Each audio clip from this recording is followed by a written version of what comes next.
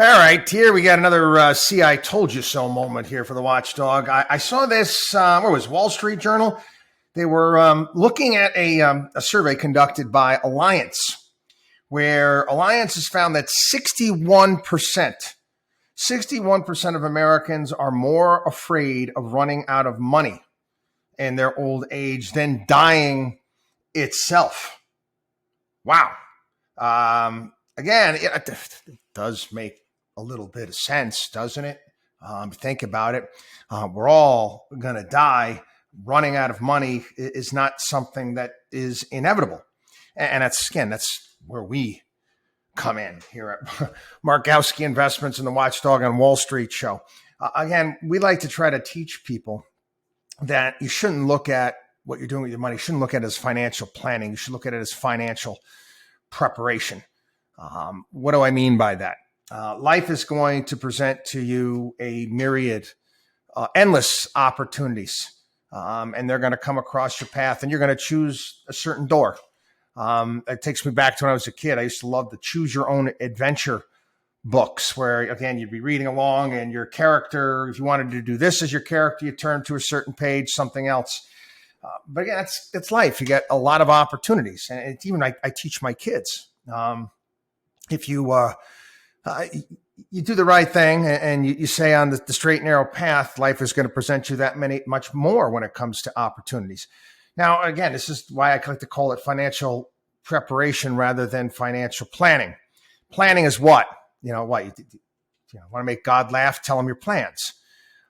When I see people saying, oh, yeah, I'm going to retire at 62, I'm going to retire at this age, and they're in their 30s and 40s, and I'm saying to them, well, you don't know that. You don't know that, and why would you plan for that in the first place? Because, again, you set that date or that goal, that target date out there, you end up passing up opportunities. Because then you say to yourself, what's more important, my target date? Or maybe this business I should get involved with, or maybe this place I might want to move to. Again, I really loathe the idea of picking a date when one is going to retire. Now, you have Americans are more afraid of running out of money than death. Well, if that's the case, well, then I guess they're probably working. They're not working long enough. They're not working long enough. I made the suggestion before, listen, the type of medical advances that we've been seeing, you get to 65, there's a pretty good chance you're going to get to 75. You get to 75, there's a good chance you're going to get to 85. The government retirement programs are not designed to pay 2-3 decade retirements, and that's why we're running into all sorts of trouble. Back in the 1990s, I talked about this. I warned people, my generation, Generation X. I said, listen, don't expect to get Social Security. It's quite frankly, it's just Social Security. If you're going to expect to get it and it's running out of money, it's just a numbers game. Sort of try to get across to people. Eventually, it's going to run out of money, and now it's going to run out of money in less than 10 years. So if you get it, my suggestion was, if you get it, congratulations. Okay, you get it. Bonus for you. But don't plan on it. Because, again, I don't like to be reliant upon other people for what's going to happen to me in life. And in this case, it's the government. So, again, more afraid of running out of money and death. And do you really think about it? Do you really want to be retired and have to change your lifestyle to that great of a degree? You like to do certain things. All of a sudden you're on this massive budget that you can't. Is it smart? I remember writing about this. It's in our retirement crisis white paper, talking about, hey, why not work 3 days a week? Why not treat retirement, not so much as retirement, treat it almost like the week of Thanksgiving. You work Monday, Tuesday, Wednesday, you're off Thursday, Friday. 3 days on, 4 days off, however you want to structure it to some degree. And you're going to have and be able to do that much more. And actually, in the grand scheme of things, people, you want to take a look at the history of retirement. Throughout human history, it primarily never existed. It didn't. And it's actually an invention of, you talk about, it was the Kaiser Wilhelm in Germany in the 1800s, mid 1800s, decided to come up with this. And the people rebelled against it because they figured out it was the better chance of dying before actually receiving it. Even our Social Security program, when it was designed, put together, you got to take a look at the mortality at that point in time compared to today. So again, why would you want to live your life? It's like being in retirement, but having a consistent pain somewhere, chronic pain. You've got a chronic worry about running out of money. You don't need to do that. Again, your own lifestyle, what you want to do, that's entirely up to you. But if you're prudent and you're putting your money away on a regular basis and your dollar cost averaging, over time, you're going to do very well. The concept of delayed gratification works, people. It does. It works every single time it's tried. And again, that's what we do at Markowski Investments. And again, I'm not here, like I said, I'm not Mary Poppins. I'm not here to sugarcoat anything because, again, it takes work, time, and effort. You want to retire at a certain age? Okay, that's up to you. But put the work in so you can actually enjoy that time. You get to that goal. Oh, geez, 62, I'm retired. But then all of a sudden you find yourself being worried every day and counting pennies and worrying to get by. That's no way to live. It's no way to live. Anyway, another story here talking about the state of the American consumer. Consumer debt.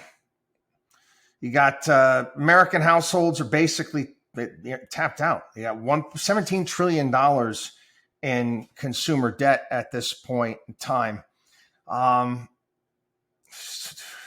Self-reported financial well-being fell sharply and was among the lowest observed since 2016.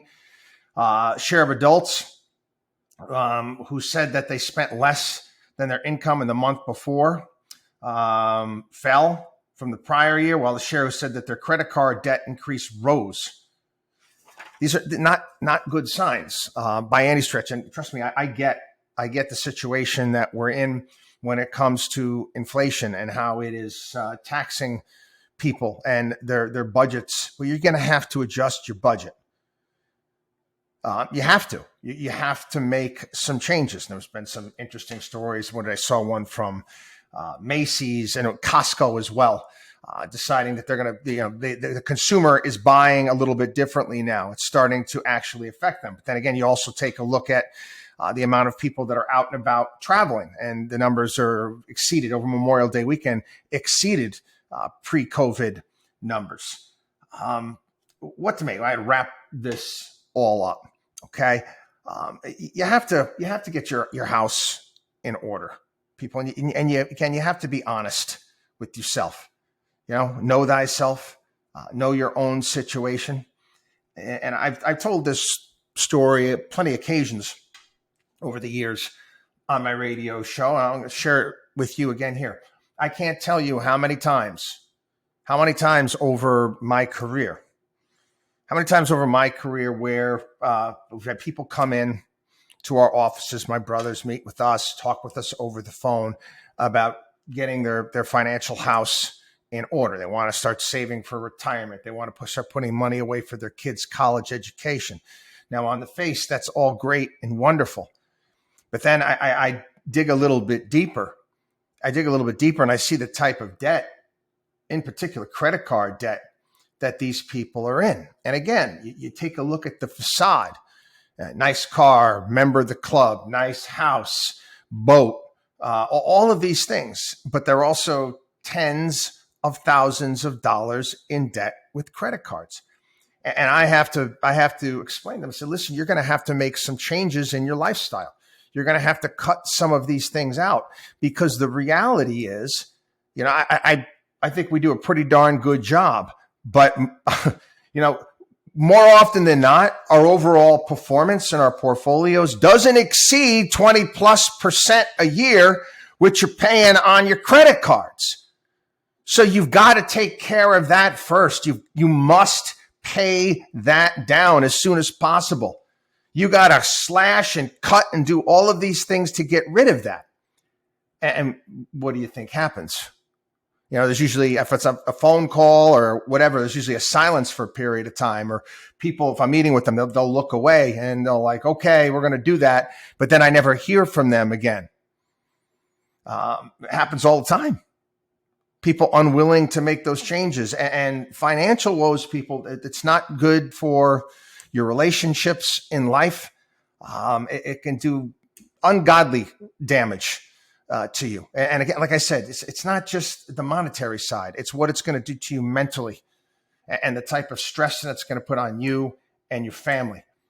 There's nothing wrong with going back and making some changes and making some sacrifices. Going through life and not being knee deep in debt is it's liberating. But we as Americans, unfortunately, have been conditioned from the time we're young on through. Go ahead and buy, go get that credit card.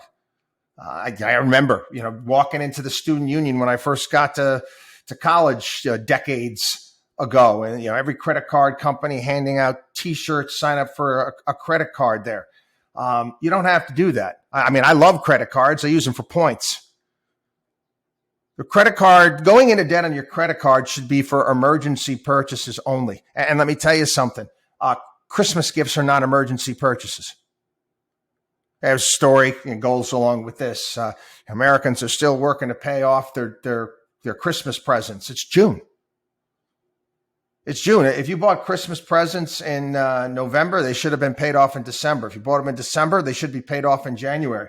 Like I said, I use my credit card for everything. Just pay it off in full every single month.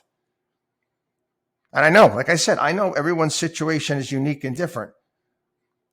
But, it's great to go ahead and buy people gifts and do things for holidays. And, you have to live within your means, people. You do.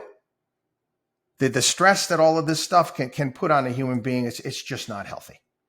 Anyway, it's what we're here for. And again, we recommend getting to our website, signing up for our personal CFO program. And again, this is where we structure things for people to help get them back on the right path. Again, our website, WatchDog on WallStreet.com. You can sign up for it there, WatchDog on WallStreet.com.